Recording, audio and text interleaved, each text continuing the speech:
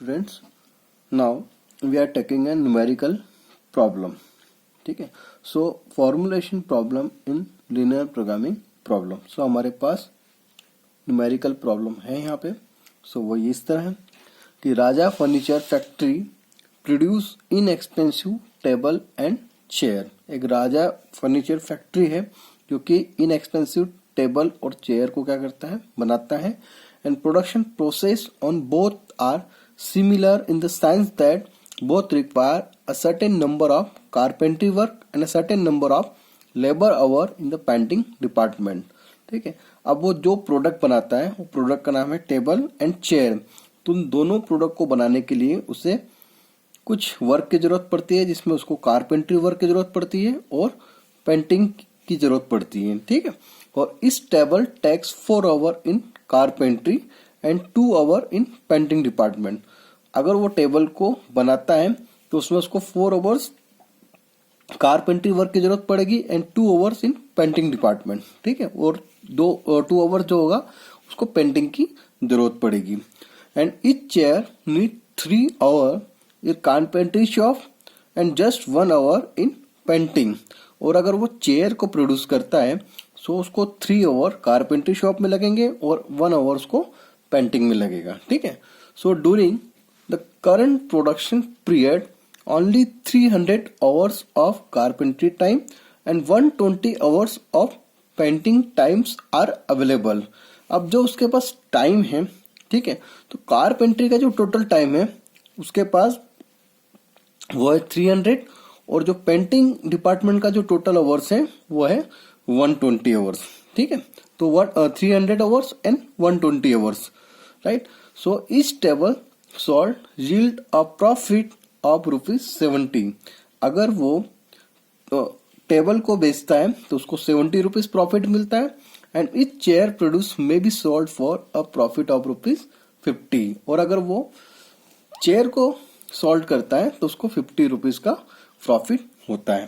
ठीक है. So Raja furniture factory want to determine the best possible combinations of table and chair to manufacturer in order to get the maximum profit. अब इससे एक चीज तो clear है कि राजा फर्नीचर क्या चाहता है कि दोनों का कॉम्बिनेशन मीन्स टेबल और चेयर, इन दोनों को किस तरह मैन्युफैक्चर करें उसका जो ओवरऑल प्रॉफिट है वो क्या हो सके, मैक्सिमाइज हो सके. तो एक बात तो क्लियर है कि इस पूरी प्रॉब्लम के स्टेटमेंट से ये बात तो क्लियर है कि वो क्या चाहता है, प्रॉफिट को कैसे मैक्सिमाइज कर सके.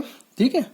सो assuming that any mix of table and chair could be solve, so the manufacturer could like this the production mix situation to be formulated as a linear programming problem.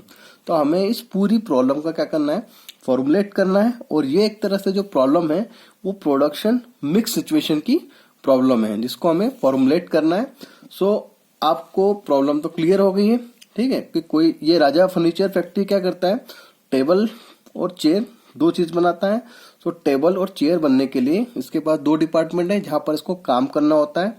एक है carpentry work और दूसरा है painting work. Table को अगर वो solve करता है तो उसे ₹70 प्रॉफिट मिलता है और अगर वो चेयर को सॉल्व करता है तो उसको ₹50 का प्रॉफिट मिलता है. तो एक बात तो क्लियर है कि जो प्रॉब्लम है इसमें हमको प्रॉफिट को क्या करना है, मैक्सिमाइज करना है. तो अब हम इसके सॉल्यूशंस पे आते हैं. सबसे पहले अगर मैं सॉल्यूशन की बात करूं तो इसमें मुझे डिसीजन वेरिएबल पहले फाइंड करना होगा. जो हमारी स्टेप्स हैं, स्टेप्स क्या है, सबसे पहले हम इसका सॉल्यूशन निकालते हैं. ठीक है. सो सॉल्यूशन निकालने के लिए मुझे सबसे पहले क्या चाहिए होगा, डिसीजन वेरिएबल. तो यहाँ पर जो डिसीजन वेरिएबल है, ठीक है, तो वो डिसीजन वेरिएबल कौन कौन से हो गए. सो फर्स्ट स्टेप जो है हमारी वो कौन सी है, आइडेंटिफाई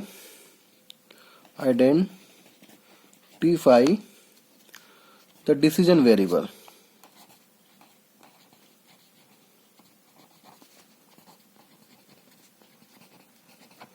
तो identify the decision variable. So x1 equals to हो गया आपका number of table to be produce और जो x2 है वो हमारा हो गया number of chair to be produce. जैसा कि मैंने आपको बताया, इस प्रॉब्लम के बिहाफ में हमारा जो मेन प्रोडक्शंस क्या है वो टेबल है और चेयर है। तो हमारे डिसीजन वेरिएबल क्या हो गया, number of table to be produce, and x2 हो गया हमारा number of chair to be produce. ठीक है।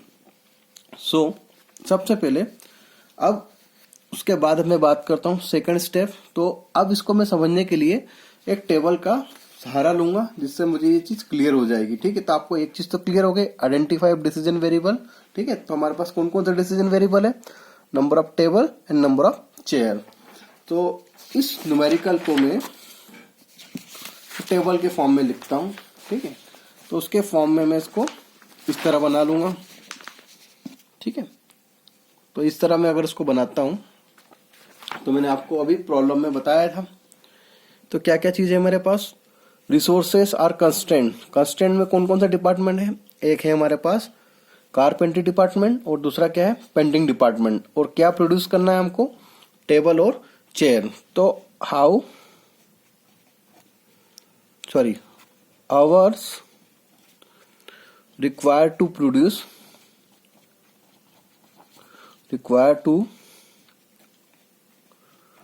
produce one unit. तो कितने आवर की जरूरत होती है एक यूनिट को बनाने के लिए। अब यूनिट कौन कौन सी है, एक तो टेबल है और चेयर है। ठीक है। सो टेबल को बनाने के लिए कारपेंट्री डिपार्टमेंट को कितना, मतलब टेबल को बनाने के लिए कितना समय लगेगा, 4 आवर्स। ठीक है। और चेयर को बनाने के लिए कितना आवर्स लगेगा, 3 आवर्स। और पेंटिंग डिपार्टमेंट की बात करें तो पेंटिंग डिपार्टमेंट तो टेबल को पेंट करने के लिए उसको कितना टाइम लगेगा, 2 आवर्स। और चेयर को पेंट करने के लिए इसको कितना आवर्स लगेगा, 1 आवर्स, जो कि प्रॉब्लम में दे रखा है हमारे पास। देखिए प्रॉब्लम में ये क्या है कि carpentry work and certain number of labour hours in the painting department. तो इस table takes 4 hour in carpentry and 2 hours in painting department. तो 2 आवर्स पेंटिंग डिपार्टमेंट और 4 आवर कारपेंट्री, किसके लिए, टेबल के लिए। और उसी तरह अगर हम बात करते हैं चेयर की, तो ये chair need 3 hours in carpentry shop and just 1 hour in painting. ठीक है। तो देखिए कारपेंट्री के लिए कितना, 3 आवर्स, और पेंटिंग के लिए कितना, 1 आवर्स। अब उसके बाद during the current production period only 300 hours of carpentry time and 120 hours of painting time. तो उसके पास कारपेंट्री के लिए टोटल अवेलेबल कितना है, अवेलेबिलिटी है वो है हमारे पास 300, कारपेंट्री के लिए 300 और पेंटिंग के लिए कितना अवेलेबल टाइम है वो है हमारे पास 120। तो ये चीज तो क्लियर हो गई। अब इस टेबल के बिहाफ पे हम इसको यहाँ पे समझ सकते हैं। तो पहला हमने जो निकाला था वो क्या था, आइडेंटिफाई द डिसीजन वेरिएबल। और सेकंड था हमारे पास सेकंड स्टेप जो कि क्या था हमारे पास, आइडेंटिफाई द कंस्ट्रेंट। अब देखिए, अब आइडेंटिफाई द कंस्ट्रेंट, तो हमारे पास 2 डिपार्टमेंट है। कौन कौन से डिपार्टमेंट है जो कि हमने प्रॉब्लम में देखा, पहला है हमारे पास कारपेंट्री डिपार्टमेंट।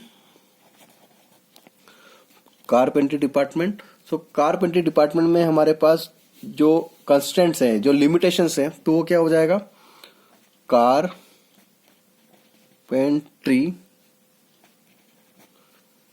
Time use.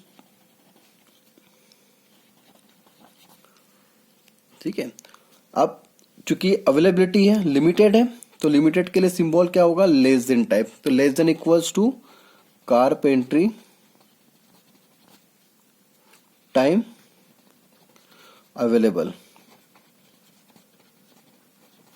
ठीक है।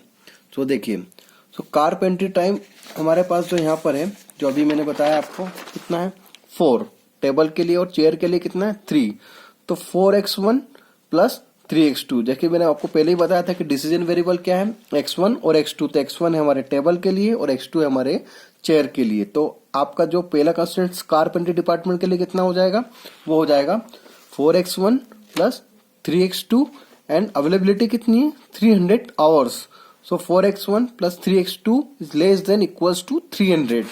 सो हमारा जो पहला कंस्ट्रेंट जो होगा वो इस तरह हो जाएगा 4x1 plus 3x2 less than equals to 300। ठीक है, सो पहला कंस्टेंट मीन्स कारपेंट्री डिपार्टमेंट आपका कंप्लीट। तो इसके लिए कंस्टेंट ये। अब सेकंड जो है हमारा डिपार्टमेंट वह है हमारा कौन सा department, painting department. Painting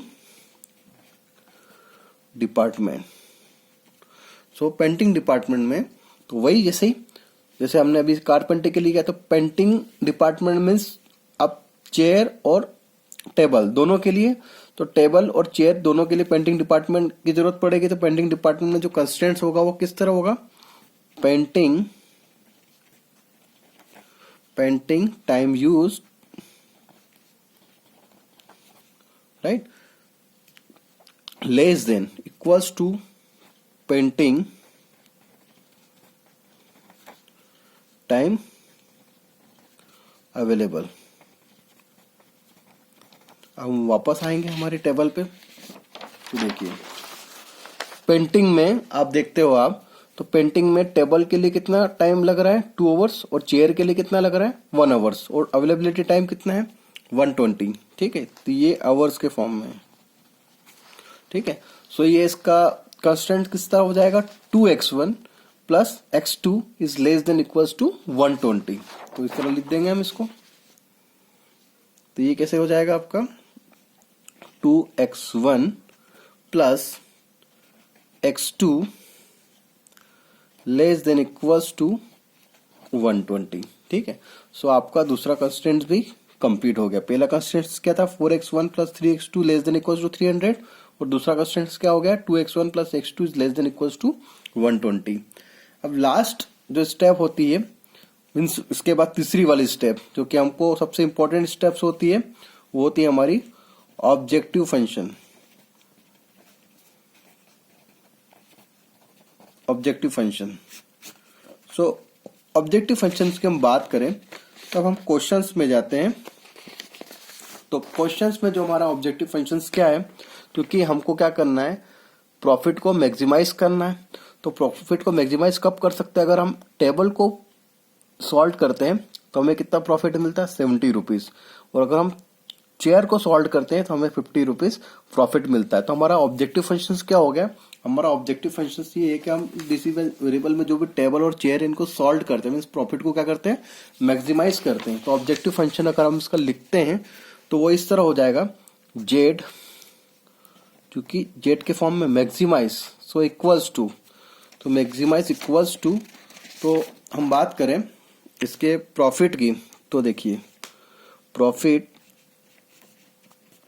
table को अगर हम सॉल्व करते हैं तो कितना रुपीस मिल रहा है हमको 70 रुपीज, और चेयर को सॉल्व करते हैं तो हमें 50 रुपीज। तो ये हमको नेट प्रॉफिट मिला। तो हमारा ऑब्जेक्टिव फंक्शन किस तरह हो जाएगा, हो जाएगा 70x1 प्लस 50x2। तो ये हो गया हमारा ऑब्जेक्टिव फंक्शन। ठीक है, सो हमारी 3 स्टेप्स हो गई। Identify decision variable x1 x2 जो कि हमारे डिसीजन वेरिएबल। सेकंड स्टेप्स क्या हो गए, आइडेंटिफाई द कंस्ट्रेंट, तो कंस्ट्रेंट किस पेज पर थे कारपेंट्री डिपार्टमेंट और पेंटिंग डिपार्टमेंट, और लास्ट और तीसरा था क्या था हमारा ऑब्जेक्टिव फंक्शन। तो ऑब्जेक्टिव फंक्शन भी हमने फाइंड कर लिया। अब लास्ट जो होता है कि हमारा जो डिसीजन वेरिएबल है, अब डिसीजन वेरिएबल कौन कौन से हैं x1 और x2। तो जो डिसीजन वेरिएबल है हमारे x1 और जो कि x2 है वो क्या होना चाहिए greater than or equal to 0। तो इस तरह हमारा फॉर्मुलेशंस हो गया है किसका प्रॉब्लम का, जो कि आप हम यहाँ पर देख रहे हैं। ठीक है, तो देखिए ये फॉर्मुलेशन हो गया। तो हमने टेबल फॉर्म में भी इसको कन्वर्ट किया, टेबल फॉर्म में हमने शो किया, मेंशन किया।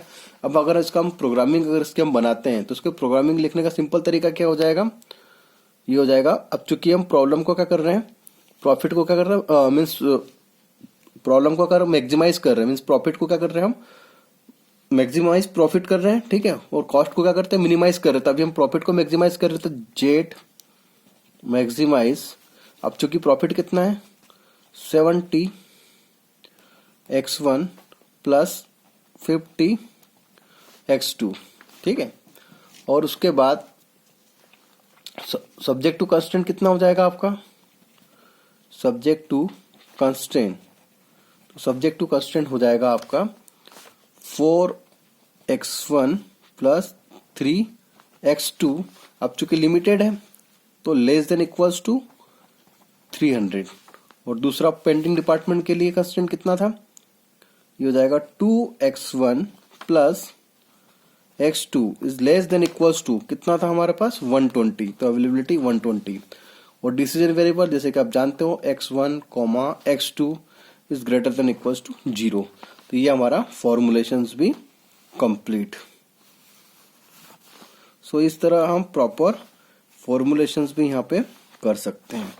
तो इस तरह हम हमारा जो लीनियर प्रोग्रामिंग का प्रॉब्लम था उसको हम इस तरह से फॉर्मुलेट कर सकते हैं। तो इसके साथ हमारा ये सॉल्यूशंस भी कंप्लीट हो गया, ठीक है। तो उम्मीद करता हूं कि आपको ये प्रॉब्लम अच्छे से समझ में आ गया। तो इसमें हमने पहला क्या किया, आइडेंटिफाई द डिसीजन वेरिएबल, उसके बाद आइडेंटिफाई द कंस्टेंट, कंस्टेंट जो कि हमारे पास दो डिपार्टमेंट थे, कारपेंटरी डिपार्टमेंट और पेंटिंग डिपार्टमेंट। उसके बाद था हमारा ऑब्जेक्टिव फंक्शन जो कि हमको क्या करना था, प्रॉफिट को मैक्सिमाइज करना था। और उसके बाद में जो डिसीजन वेरिएबल थे वो हमेशा क्या होना चाहिए, नॉन नेगेटिव होना चाहिए, मीन 0 से ग्रेटर या इसके इक्वल होना चाहिए। तो इसी तरह प्रॉब्लम को हमने कंप्लीट कर दिया। उम्मीद करता हूँ कि आपको ये प्रॉब्लम समझ में अच्छे से आ गई होगी। So thank you.